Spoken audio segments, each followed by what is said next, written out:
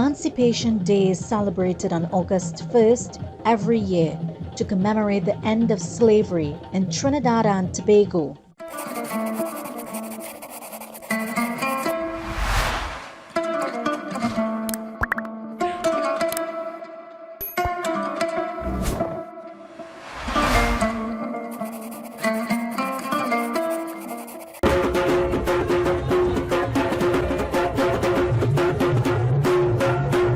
Port of Spain was the city first in the world to celebrate Emancipation Day. And we must keep that pride of place by doing what has to be done to continue to hold that place in the world.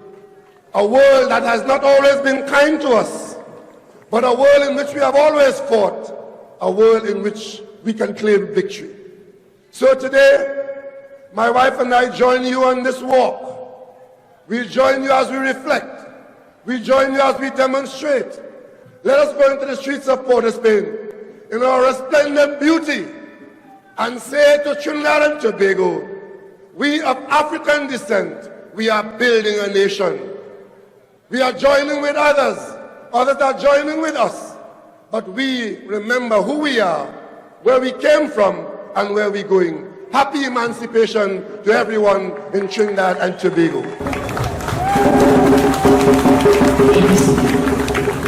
This day was officially declared as a public holiday by then Prime Minister George Chambers in 1985, replacing Discovery Day. This gave Trinidad and Tobago the distinction of being the only country to declare a holiday to mark this occasion. Before 1985, energized by the National Joint Action Committee's NJAC, transformative messages of Black Power, several rallies were held to put pressure on the government to recognize Emancipation Day as a national holiday.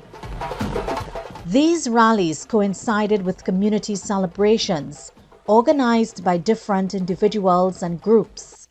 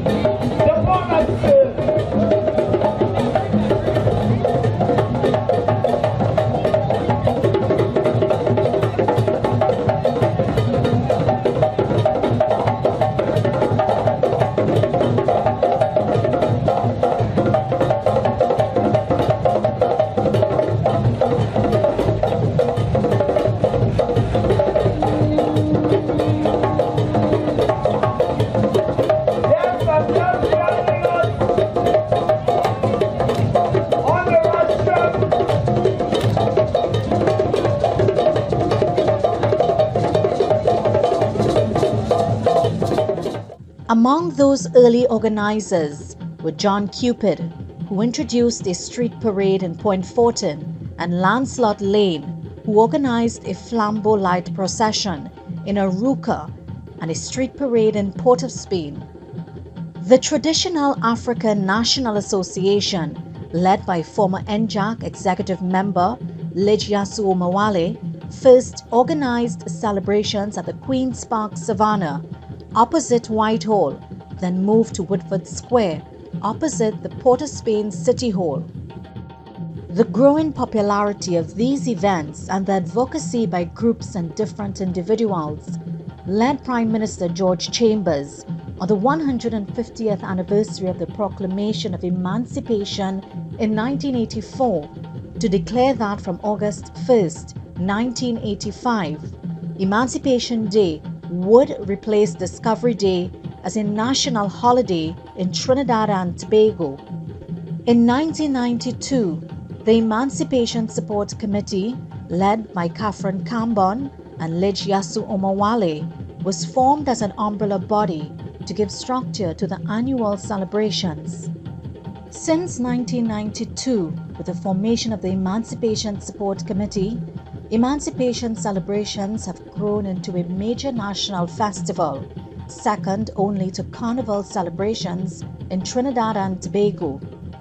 Every year, tens of thousands of citizens, mostly of African descent, but inclusive of other races, join in a gala street parade, beginning from the front of the old Treasury building on Independence Square and climaxing at the Queen's Park Savannah in Port of Spain. Participants are bedecked in sundry forms of African regalia and dance through the streets of the city to the enchanting rhythms of African drums and music blaring from different trucks. The national instrument, the steel pan, is also part of the celebrations.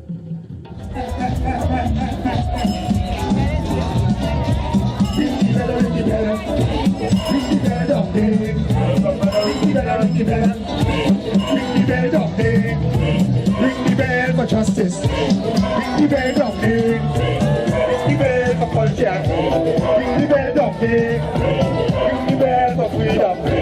Ring the bell of pain. I did not give everybody enough, so we're gonna ring the bell of pain. During the week before Emancipation Day, a series of lectures known as the Kwame Ture Lecture Series is held at the Yasu Omawale village. The title of the series is in honor of the noted Pan-Africanist and son of the soil, Kwame Ture, aka Stokely Carmichael. Among those who have participated in this series over the years is Winnie Mandela, South African freedom fighter and wife of its first president, Nelson Mandela, Nigerian novelist Wole Soyinka, and Dr. Jimmy Adisa, director of the African Citizens Directorate of the African Union Commission. Folks may wonder about the significance of starting the parade from the front of the old Treasury building.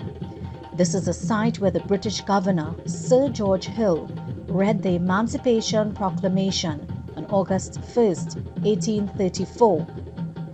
To mark this sacred occasion, a special ceremony referred to as libation is performed by elders of the Orisha faith before the annual parade begins. This ceremony is preceded by statements from the Prime Minister, the Minister of Culture, visiting dignitaries, and Kafra Cambon, who is now chairman of the Emancipation Support Committee. As the procession winds its way through the streets of Port of Spain, there are stops at various historical sites along the parade route. The first of these is Piccadilly Street, the site of the Yoruba village, to Hell Yard, the site of the Kambule riots of 1881, and then onto the Yasu Omawale village, where an assortment of African cuisines, artifacts, and African clothing can be found. There is also a cultural show featuring music, song, dance, and poetry performed.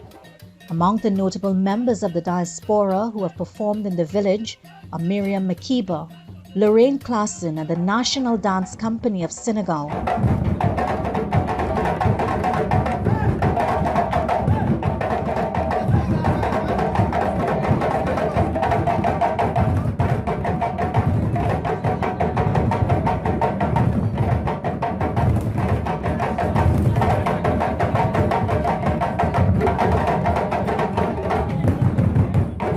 The day's activities are always climaxed with a flambeau procession from the Queen's Park Savannah from around 7 p.m. to All Stars Spaniard, which is located at the corner of Duke and Charlotte Street. Since the COVID-19 pandemic has resulted in no celebrations for the last 2 years, citizens are keenly anticipating what this year will bring. For those living abroad, particularly of the African diaspora, mark August 1st on your calendar and visit Trinidad and Tobago to participate in Emancipation celebrations. Your trip will be a worthwhile experience. Avellon Williams, AEM's report.